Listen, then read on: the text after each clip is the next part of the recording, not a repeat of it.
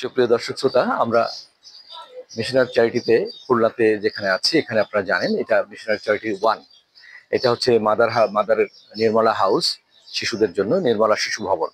এখানে এই মাদারের যে প্রার্থনারত মানে মানে মাদার যে অভিবাদন জানানোর যে দৃশ্যটা, তেমনি একটা ভাস্কর্য, চমৎকার ভাস্কর্য আমার পাশে আছে। আমি মাদারকে নিয়ে যে বইটি লিখেছিলাম, যে mother of the world, mother Teresa, এবং বাংলায় যেটি ছিল জগৎ জননী মাদার তেরেসা, এই বইটি আমরা এখানে দিয়েছি এর ইতিপূর্বে।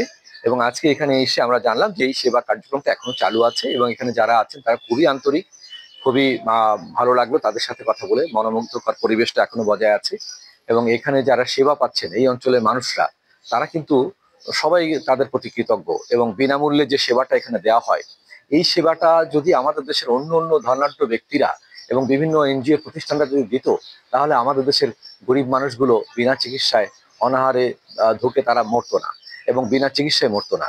এই সেবাটি কিন্তু আমাদের শেখার আছে মাদারের কাছ থেকে, মাদারের জীবনের ব্রত থেকে, তাদের সিস্টারদের ব্রত থেকে আমাদের কিন্তু অনেক কিছু শেখার আছে। নতুন প্রজন্ম যারা, তোমাদেরকে আমরা বলছি, তোমরা আসো, এগুলো দেখো, জানো, এবং দেশটাকে ভালোবেসে মানবতার সেবা করো। মানুষের সেবাই সৃষ্টিকর্তার সেবা, ঈশ্বরের সেবা। মাদার ধর্ম, বর্ণ, জাতি নির্বিশেষে সবাই সেবা করেছিলেন মাদার। সেখানে কে কোন ধর্ম, কোন জাতের, কোন বর্ণের, এটি কখনো বিচার করতেন না। সেই সার্বজনীন মানবতাবাদের যিনি প্রবর্তক, সেই মাদারের প্রতি আমাদের, তার আত্মার প্রতি আমাদের শ্রদ্ধা নিবেদন করে আমরা এখানে আজকে এই কন্টেন্টটা ধারণ করলাম। পরবর্তী কন্টেন্টে আপনারা দেখার জন্য আমন্ত্রণ জানাচ্ছি। অসংখ্য ধন্যবাদ।